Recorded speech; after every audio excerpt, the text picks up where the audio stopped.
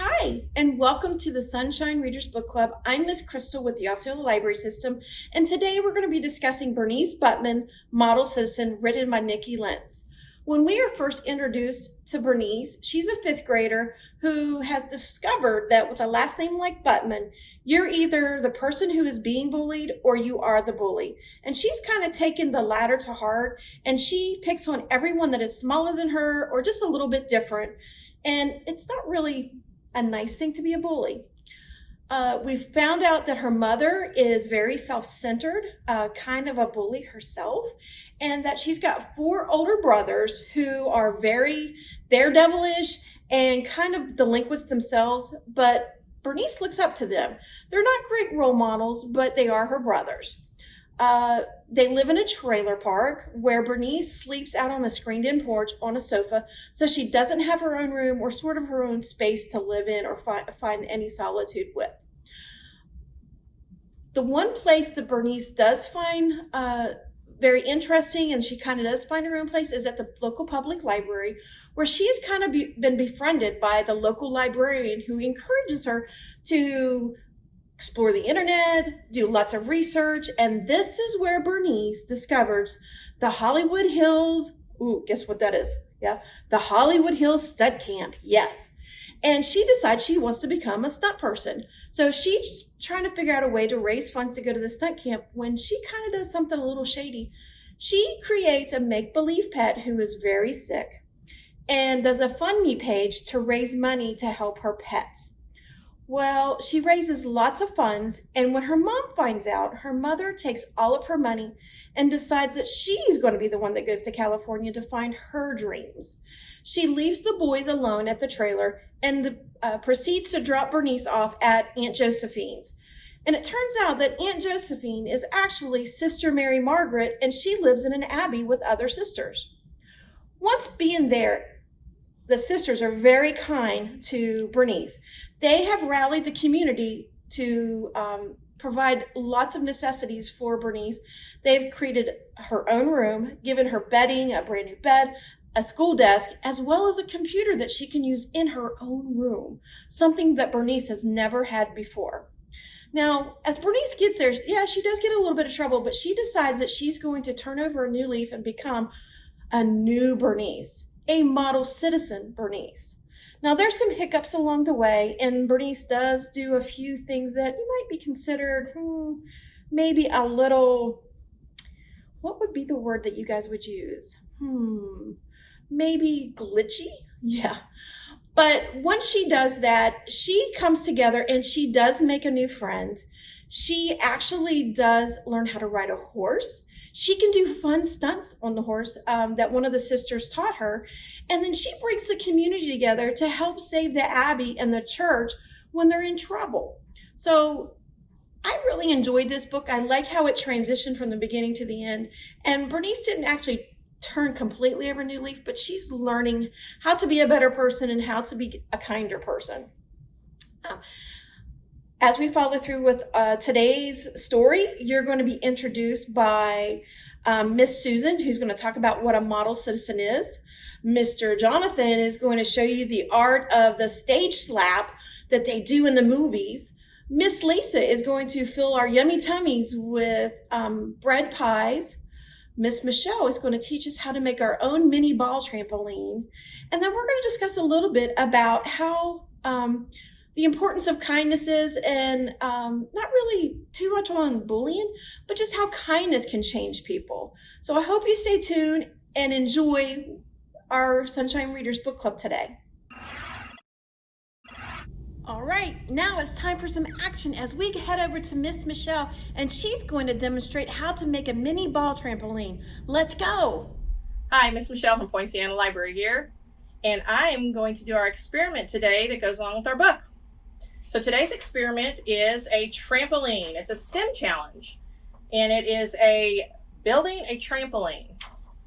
Now, I just found this randomly on the internet. I printed it off just so I can have it as a guideline. But what you're going to need is toothpicks, and it doesn't matter if they're the flat kind or the round kind. It doesn't matter. You're going to need some kind of ball to test your trampoline with, a hole punch to make holes in the bowl. You're going to need rubber bands. I have thick ones, just thick ones here. I also have thin ones, okay, because it is an experiment. So we want to experiment with the different types.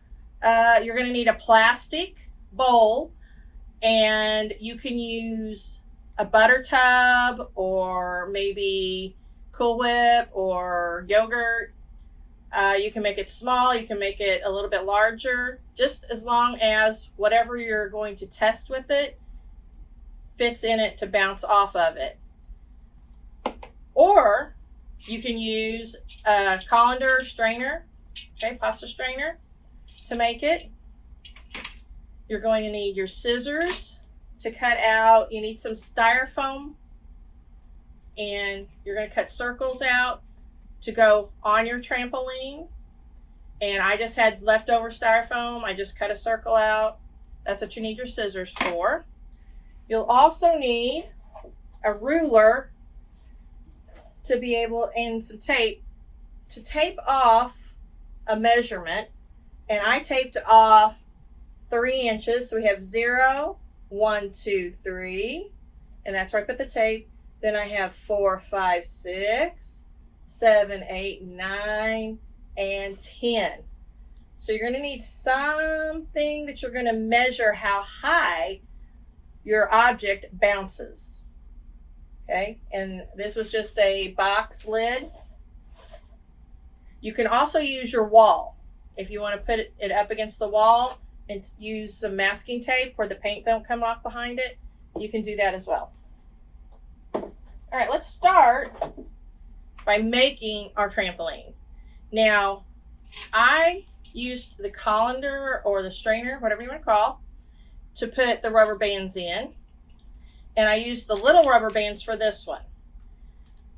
And I'm going to show you how to put them on when I do this one.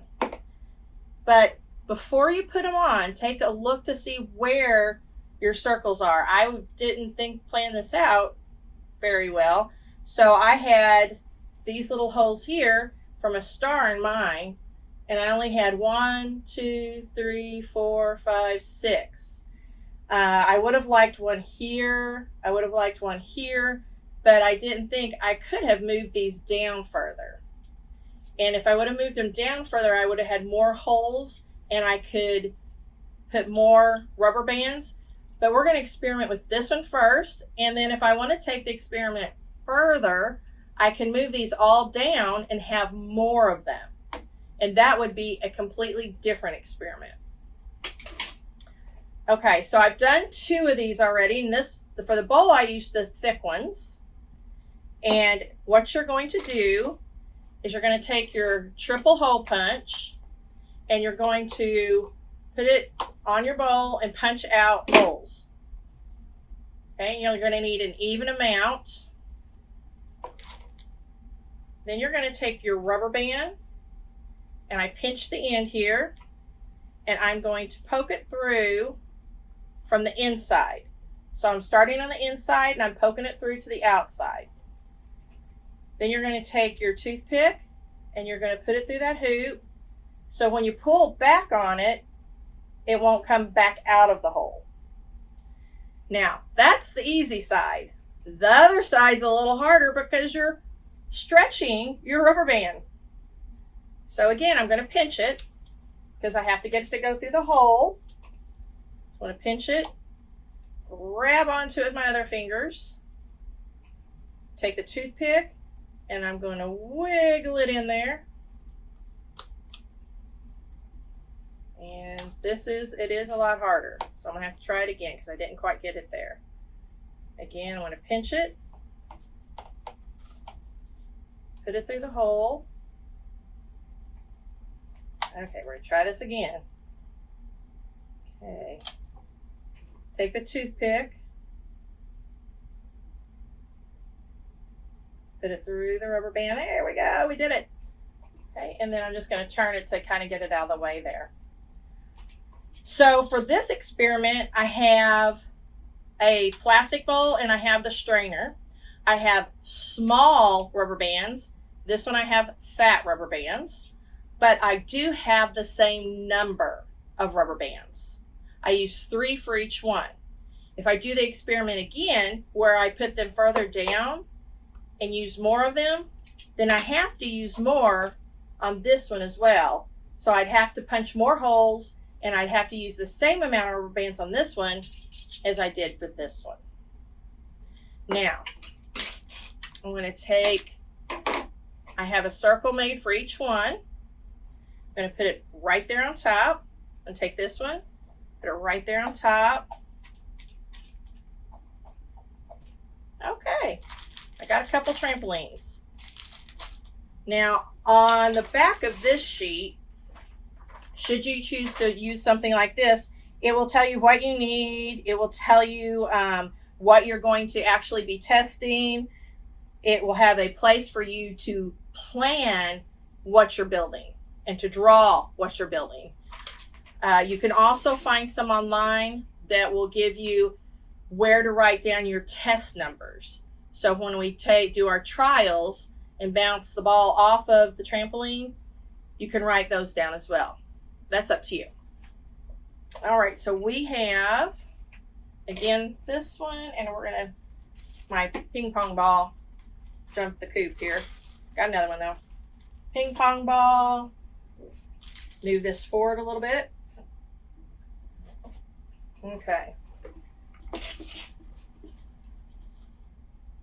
All right. So I'm gonna hold this down. Okay, I'm gonna bounce the ping pong first. Okay. Ooh, didn't go very far. That didn't go very far either. Let's try the heavier one. Maybe that will go further. Woo! It did! I lost my trampoline top there.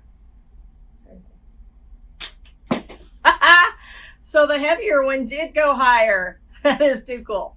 Okay. So, I'm going to take my ping pong ball. I'm going to move this trampoline. Now I'm going to bring over the smaller one with the bigger rubber bands. Got to have this on here so the ball doesn't fall through.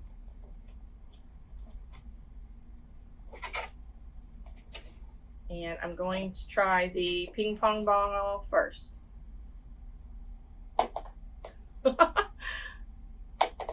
Oh, wow. If I was guessing, I would have thought that the ping pong ball would have just sprung right up. But I guess it's just not heavy enough. Back to the tennis ball. Let's see what it does on the smaller one. Oh my gosh. Let's do that again. Okay, here we go. Ready? Oh my gosh. I think it bounced just a little higher with the fat rubber bands than it did with the skinny rubber bands. Let's do that one more time.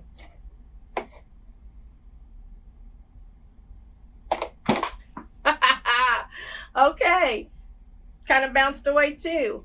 I think it did though. So it would help if you had somebody also there with you to watch while you're dropping the ball.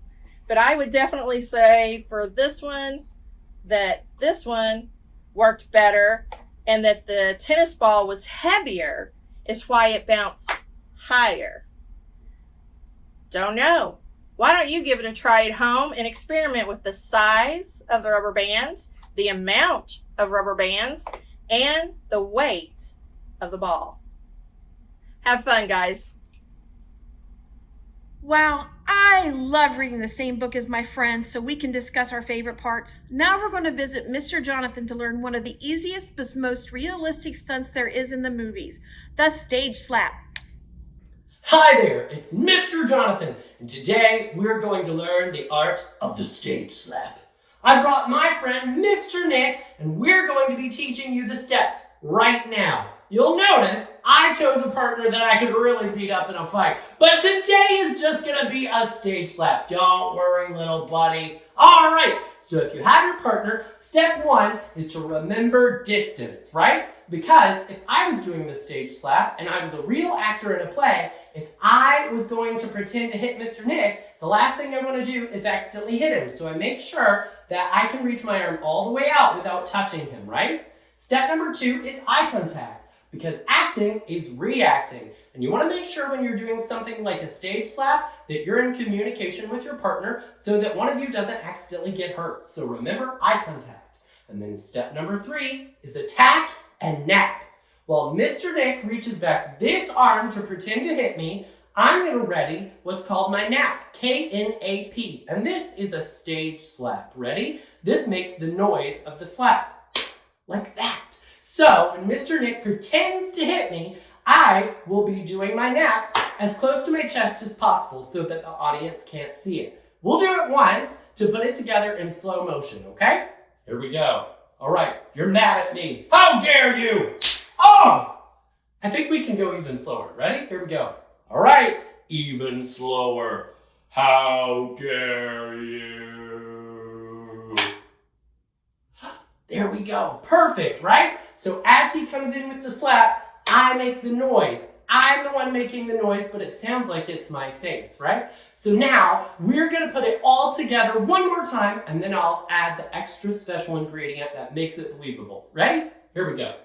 All right. How dare you, Mr. Nick? Oh, there we go. Remember to react after your stage slap. Come back up and go, ah, ah. Or maybe not quite as dramatic. And the last step is angles, because if we were going to do this stage slap for real, my back would be to the audience so that they wouldn't see me doing the nap. Ready? I'll move a little bit. All right. How dare you, Mr. Nick? You scurvy dog! Oh, I'll get you for that. All right. That was the stage slap. Thank you, Mr. Nick. All right. Bye-bye, everybody. Are you ready for some horse tricks? Miss Michelle was able to get us some footage. Let's see how fast those barrel racers can really go.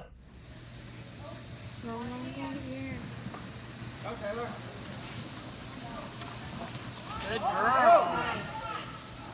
Go, Taylor. Come on. Faster. Go, go, go. Faster. There we go. Go. Go. Good. Oh, all of this has made me so hungry. Let's go check out what Miss Lisa is doing in the kitchen. I think she's going to make us some bread pies. I hope there's some berry ones. I don't care. Hi everybody! Today I'm going to be making bread pies. Now a bread pie sounds like it would be a pie that's made out of bread, but what it actually is you use the bread for the crust instead of making crust. And I'm going to be making apple pies with bread crusts. So I got the recipe from saraleebread.com, and what I'm going to do is it says you need 3 apples. So I bought 3 different apples because people often like to make their apple pies with different apples. So I have 1 Golden Delicious, I have 1 Granny Smith. A lot of people like to use Granny Smith in their apple pies. And I have 1 Red Delicious that you can see that I already cored and cut up. And you'll notice that this one still has the skin on it. When I make my apple pies, I like to leave the skin on some of the apples, and some of them I like to peel. But if you don't like the skin, then you can take the skin off all of them. So basically, in order to core an apple, you're going to take your apple, put it on a cutting board. You're going to take your corer, which is very sharp, so be careful. You're going to center your apple corer over the stem of your apple. You're going to try to cut through this apple down past the core so that you have wedges of apple. Now this is a little difficult, so I take, and I'm going to get up a little higher, and I'm going to press down. You're kind of using your whole body to press down. There we go. All right, and then what happens is it tends to get stuck. So what I do is I turn it upside down, and I just give it a little tug, and I start pulling my wedges out. And then the core can go in the garbage. Sometimes what will happen is, this one I did a pretty good job on it. Sometimes what will happen is when you go through the core, if it's not even, you'll get a little bit right here of the core left over, or a little bit of the tough skin. You can just take this and you can just cut it out a little bit. But If you're going to be cutting, you need the help of your parents. We don't want anybody to get hurt with a sharp knife. Then what you're going to do is you're going to take your apples and you are going to cut them into little pieces. And when you cut your apple, you want to make sure that they are the same size pieces. That way they will cook evenly. Now, I have already set my stove, my oven actually, till 350 degrees because that's what we're going to be cooking it on. And that just needs to preheat. We want to make sure that our oven is up to temperature before we put our pies into the oven.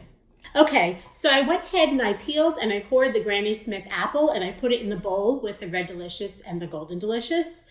And the next step is to take some cornstarch, 1.5 tablespoons. So I'm going to take my 1 tablespoon measuring spoon actually. I'm going to take it and I'm going to fill it with almost like a heaping tablespoon. And I'm going to take the back side of my knife and I'm going to level it off like that. And I'm going to put it in the bowl. Now, I'm going to take my 1/2 tablespoon and do the same thing. And you want to make sure when you're measuring dry ingredients that you do a level measure. That's what we call it, a level measure. And I put that in the bowl. Now, the next thing I'm going to do is it asks for 2 tablespoons of water. So I have my water here, nice and we're going to take that in. That's going to be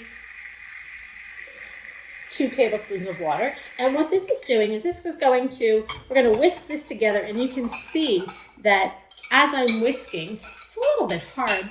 It's going to turn into like a mush. And this is what we're going to be using to later on thicken up the juices in the apple pie. So I took that 1.5 tablespoons of cornstarch, put in the 2 tablespoons of water, and I'm mixing it until the lumps are gone. And I'm going to put that down and go on to our next step. So the recipe said to take a medium-sized pan and put it on a burner on medium-high heat and put in 2 tablespoons of butter to melt. And you can see on the wrapper of my butter, each tablespoon is indicated. There are 8 tablespoons in a stick of butter. And what I did was I took my sharp knife. Again, you want your grown-ups to use a sharp knife. And I actually sliced through the paper and I put 2 tablespoons in that pan until it was melted. Then it said to take 2 teaspoons of cinnamon, which I put in my little bowl, and then 1/4 teaspoon of nutmeg and put it in the bowl and mix them together. Now you're probably wondering why it was such a little amount of nutmeg compared to the cinnamon. It's because nutmeg has a very strong flavor. Now it says to take the cinnamon and nutmeg mixture and add it to 1/3 cup of sugar. So I'm going to put that in there. And then I'm going to get a spoon really quickly and I'm going to mix it up just a little bit. Whoops, got that on the floor. Now we're going to take this and we're going to add this cinnamon, nutmeg, and sugar mixture into our pan on the burner. I love cinnamon. And if you don't like cinnamon or you don't like nutmeg, you could skip those or use less. You probably don't want to skip them because that would take some of the flavor away, but the nutmeg is very strong, so you might want to use less than that. Now it says to add, I lost my tablespoon. It says to add 2 tablespoons of water. I have taken my tablespoons of water and put it in here, and I believe it was 3 tablespoons because I used 2 tablespoons before because it was a total of 5 tablespoons. And what I'm going to do is I'm going to mix this up, and what you're going to see is you are going to see that it will start to incorporate and you will not be able to see just the thin water anymore. You're going to see it's going to be a little bit thicker. Now I have the sugar in here, I have the cinnamon here, I have the nutmeg in here, and I have the butter in here. And now that it's thoroughly mixed up, what I'm going to do is I'm going to take my apples, and they say to fold those apples in. And when they say to fold it in, basically they mean you're going to mix it in there. So I'm taking my apples, and you'll see that my apples have started to turn a little bit brown. That's what happens when an apple, the inside of the apple, touches the air. So what you could do would be to take some lemon juice and put a little bit of lemon juice and mix it up. And what happens is that keeps the air from oxidizing your apples. And what I'm going to do, they said to fold it in. And basically that means you're going to stir it, but not stir crazy like you'd stir a cake mix. You're going to take them and you're just going to like pull back a little bit, fold some over until they are all covered in that cinnamon, nutmeg, butter, sugar mix. And that's what's going to make it taste so yummy. Now, once that these apples are all covered, you can see all of them covered, what you're going to do is you're going to cook these on medium-high heat for about 4 to 6 minutes until they get softened. All right. I like my apples a little bit softer, so mine might go on for a little bit more than 4 minutes. And you'll see here, you can see that some of them still have the peel on, like I said before. Okay, so while you're waiting for your apples to finish cooking, you are going to take your bread. You are going to cut off the crusts. And I am going to put it on the side because I am not going to waste my crust. I'm actually going to make croutons for my salad out of my crust. And it's funny because I have to use gluten-free bread because I have to eat gluten-free. So gluten-free bread is a little bit smaller than regular bread. So the recipe tells you to take the bread once you have rolled it out, and they tell you to fold it over in like a triangle. But since gluten-free bread is smaller, it's easier to just use 2 pieces of bread. So I'm going to use 2 pieces of bread instead of what they said. So I'm rolling out my bread, and I'm rolling it as far as I can, as thin as I can, without breaking it. And you are going to see that if I were to use regular bread, like I just said, I would fold it over like that, but I don't think I could really get too much in there for the gluten-free bread. So I've got 1 piece right there. I'm going to roll out my second piece of bread. And I am going to roll it out as thin as I can, like I said, without it breaking. And then I am going to fill it with the apple pie filling as soon as it's finished cooking. So now that my pie filling has cooled, I'm going to take 1 piece of bread and I am going to take a spoon and I'm going to put some of the filling, a little bit of filling, onto one side of my bread. Now remember how they said to take this and fold it over like a triangle, and I said gluten-free bread is a little too small for that. So what I'm going to do is I'm going to take my pie mix and I'm going to put it in the middle of the bread. So if you have regular bread and it's not too small, you can fold it over into a triangle like that. But because of the gluten-free bread, I'm going to take that second piece. So I took gluten-free flour and I put it here. If you were using regular bread, you wouldn't have to use the gluten-free flour. But since I have to eat gluten-free bread, I had to use the gluten-free flour. And that just keeps my, my fork from sticking to the soft bread. So now you can see, it looks almost like a ravioli, doesn't it? Oh, look what happened again. Looks almost like a ravioli. Look at this. Isn't that cool? Now I'm going to take a knife, and again, if you're working with your grown-ups, your grown-ups are going to do this part, and I'm going to take a little bit of the edge of my knife and make a few really small slits into that top of the pie so that the steam can escape. So you're going to take this and put it on an aluminum lined baking sheet or a parchment lined baking sheet, and I took the butter, like I said, and I melted it in the microwave. This is my pastry brush. If you don't have a pastry brush, you could use a spoon or a fork. Drizzle it on, and you're going to take it and you're just going to brush across the top of your pie, and that will make it nice and golden brown. So right now I'm going to take this, I'm going to put it inside the 350 degree oven, and it should take about 10 to 15 minutes to be done. So fast forward 15 minutes later and a whole sink of dirty dishes, and you have 2 beautiful bread pies. I cut one in half so you can see what it looks like on the inside. Look at that. That looks so delicious. Now all I need is some vanilla ice cream and I'll be all set. Now remember, I got the recipe from saraleebread.com and we'll put a link to it so you can download it yourself. Oh, I hope these are as delicious as they look.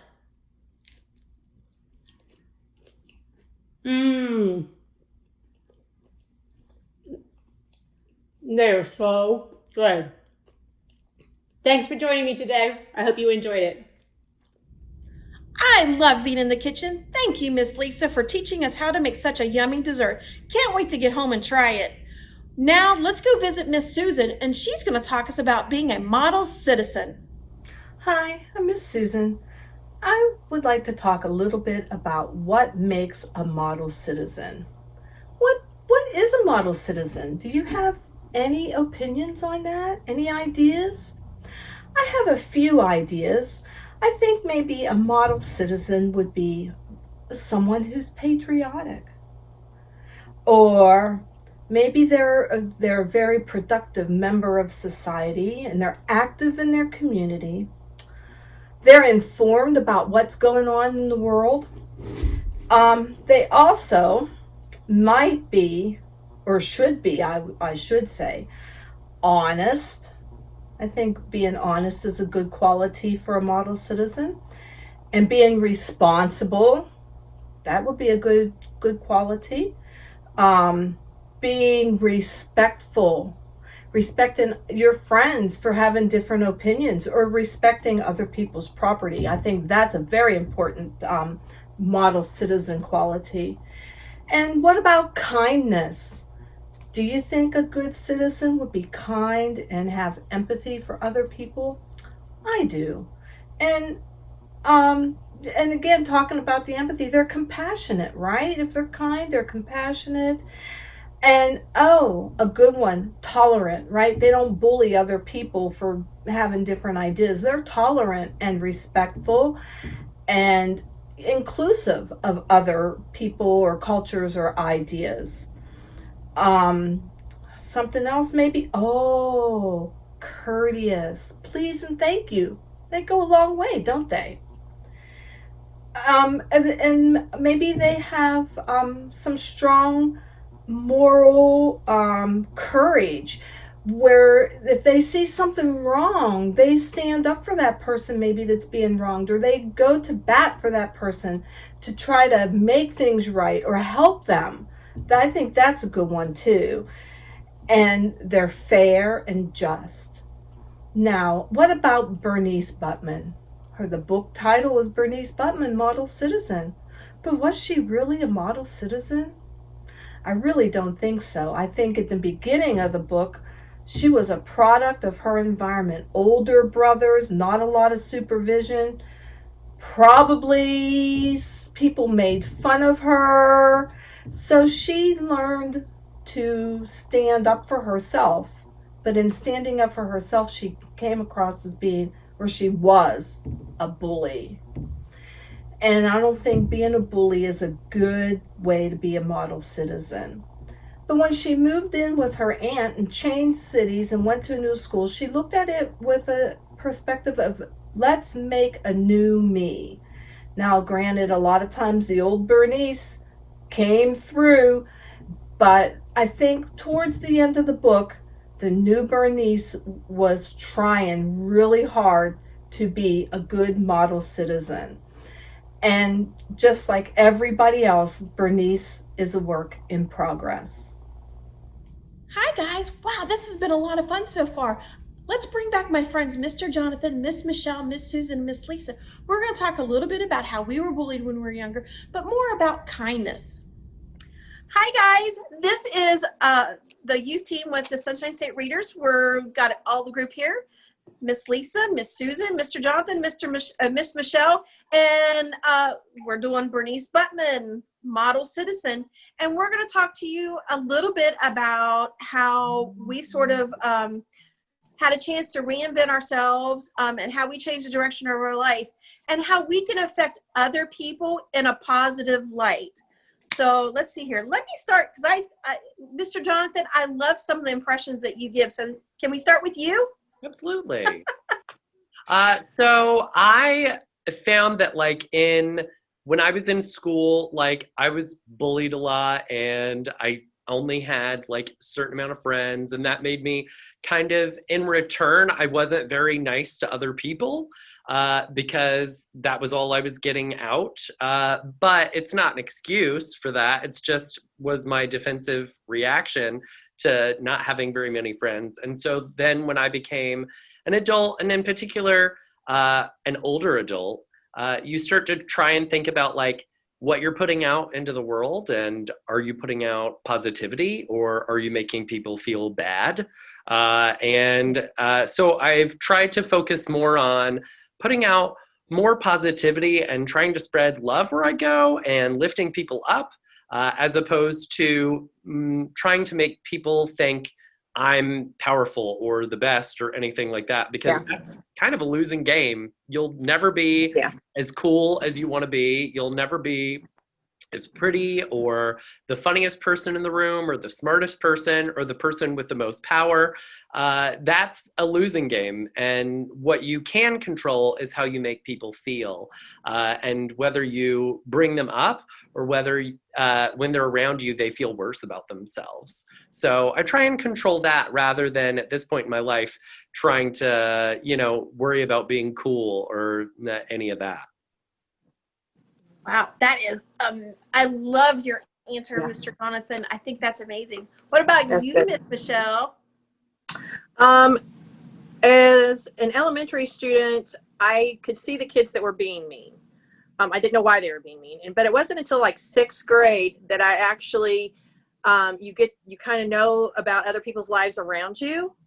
And as you learn about those bullies and you see who their family is and how they're treated at home, one in particular bully that would she was loud, she was obnoxious, she was in your face all the time. When I actually got to see her home life and realized that's what mom does. Mom yells all the time, mom screams all the time, mom, and so this person was bringing what she knew into the school. So it was then that I was like, the apple didn't fall far from the tree.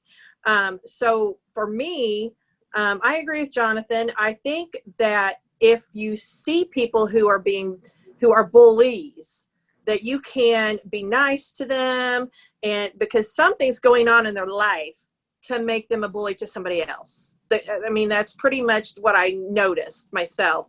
But I think if we're just positive, if you see somebody getting bullied, maybe it's a good idea to stand with the person who's getting bullied and to help cheer them up and to help stand beside them and let them know that they have people with them. They have a friend, that you're going to be there, and that you don't want the bully to bully them either. And I think the bully would go away when the person had more friends or somebody with them. Yeah. That's what I think. I agree. Yeah, that's amazing insight with that, especially coming from a school teacher that you are now. It's you see a lot of that now, and you see how that plays out. Yeah, right, and if the other kids would just stand up with the person getting bullied, the bully will back down. If you just go on up and stand with that person, all you have to do is stand there. Well, they want to let the bully know. Yeah. Just more people who are with. Yeah. If you're just, and you don't have to say anything, you don't have to do anything. All you have to do is stand with the person getting bullied, and the bully will back down because all the people that are with you, and that's a good way to stop bullying. If you're being bullied or somebody who is, that's a good way to stop it. Wow. Yeah. All right, Miss Lisa.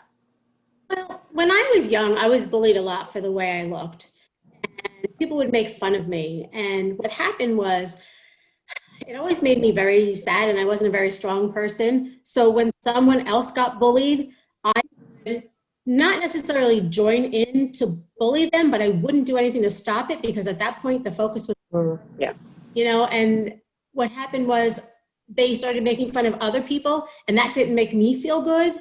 So as I grew up, I tried really hard to stand up for bullies. For people being bullied, but it was really hard because, it kind of turned my life around because, like I said, I saw inside me and I saw I didn't like what it did to me. So then I started to kind of rise above and try to be who I was no matter what. And if you didn't like it, oh well. And it was hard a lot of the times. And like Mr. Jonathan said, I was never cool. But it was hard, but you kind of grow stronger for it. And now what I do is when I go out in public and I see people and they may not look happy, I always smile at people. Exactly. Them. I always say hello to people when I walk past them. And a lot of times if I'm someplace like the grocery store and I see somebody a woman wearing a pretty dress, I might say, "Oh, that's a really pretty dress. That looks really good on you." Or I really like your purse, or I like this, or I like that. And a lot of times that'll put a smile on somebody's face, and you never know how it might turn somebody's day around, because one day that happened to me. I was not having a good day and someone said something to me and I was like, "Oh, wow. Oh, thank you so much." And it kind of put a smile on my face and made my day so much better. It kind of turned it around. Oh, that's great. Spreading positivity. Yes, I love it. Yes. Yes. All right, like Miss that. Susan.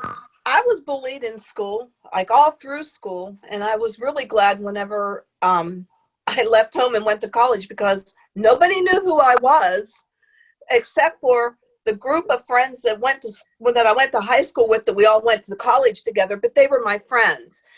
And they weren't like neighbors or anything like that. They were never around when I was being bullied, so they didn't know any of that. So I kind of reinvented myself a little bit when I went to college. But like Michelle said, to stand up or stand beside somebody, that's like a moral justice kind of thing. And like Lisa said, the pay it forward kind of thing, where you just smile or be nice to somebody for whatever reason. It's like, "Oh, you've got a pretty dress," or "Hey, how you doing?" or the random hello in the grocery store to somebody, or pay for the person behind you in the line at the drive-thru. I had that happen to me one day, and I was like, whoa, that it totally blew me away. So of course I paid for the guy behind me, who was kind of funny because he had been riding up my bumper like the whole way through. It's like, "Can you please, I can't go any faster." So I paid for his food because the person in front of me paid for mine. So you just never know when things like that happen. It's that pay it forward type of thing that's really, it just makes a really good feel good kind of thing with everyone. And it doesn't cost anything to be nice. No, it does It not. doesn't take anything, any thought or anything. You just be nice. Yep. A little kindness goes a long way. Here. I'm just looking at the statistics here. There's 5 of us here, and I find it I'm kind of like heartbroken that all of us were bullied as we were younger. And I'm sure the statistics will back that up, because there's so many kids who are bullied and it's not reported or done like that. So I think even knowing growing up, because I was school newspaper, I did the yearbook and all that stuff. And my thing with kids is I knew that even the homecoming queen or the football guys, they were even being bullied by some of their friends and stuff, because I don't think a lot of people understand. It's just an unkind word from even somebody who says that you're friend, or you feel that you're your friend, is sort of like a type of bullying, because words hurt. It puts a little chink in your armor, and you're constantly in your mind thinking, well, they said something about my hair. Is there something? You're constantly thinking, is there something wrong with my hair? Could I make it look different so that I feel better about myself and other people will feel better about me? So I know growing up with me, mine was, we're talking about being bullied, but one thing that I was able to reinvent myself is I changed, growing up, my name was Chrissy. My parents called me that from an early age. I don't remember when it started, probably from when I was a baby. I don't know. But when I got my first job, and when you fill out that application, they want your full name. And it's like, my birth certificate says Crystal. So that's what I put down. And then they go, well, which would you prefer to be called? And I'm like, Crystal. And it just gave me a confidence booster, is that Crystal was such a grown-up name. So I don't know, regal, I guess, that it made me feel good to have that name and not Chrissy. Because I would have some kids who call me Chrissy or Sissy, and it was like, it just wasn't cool name, I guess. So it really helped me change my point of how I looked at myself that way. So, wow. Well, I hope you guys figure out a way to make yourselves feel better, as well as other kids that you were either in your classroom with, out playing in the playground with, or even just your family. Because I know sometimes in family, there's maybe one or two people that you look at and you know they're struggling with something. So say a kind word, let them know how much you care about them, or just let them know that they're unique and that it's okay if they're different from somebody else, because we don't all want to be the same. We all don't want to look alike, because that uniqueness makes us special. So thank you for joining us today with our Sunshine State Readers. And I want to thank Miss Lisa, Miss Susan, Mr. Jonathan, and Miss Michelle for doing an awesome time with me with our Bernice Buttman story. And I hope you enjoy reading the book as much as we did. We'll see you next time. Thank you. Hey guys, I had a lot of fun. I hope you did too. Thank you for joining us today for our Sunshine Readers Book Club. Again, I'm Miss Crystal with the Osceola Library System. If you would like to read Bernice Buttman, Model Citizen, be sure to visit any of our branches and check out the book. Or if you have your library card, you can go to our cloud library and download a digital copy and read it as an ebook. Be sure to stay tuned for 2 weeks, because we're going to be doing Caterpillar Summer by Jillian McDunn. And we've got all kinds of fun new activities for you to participate in. See you next time. Have a great day.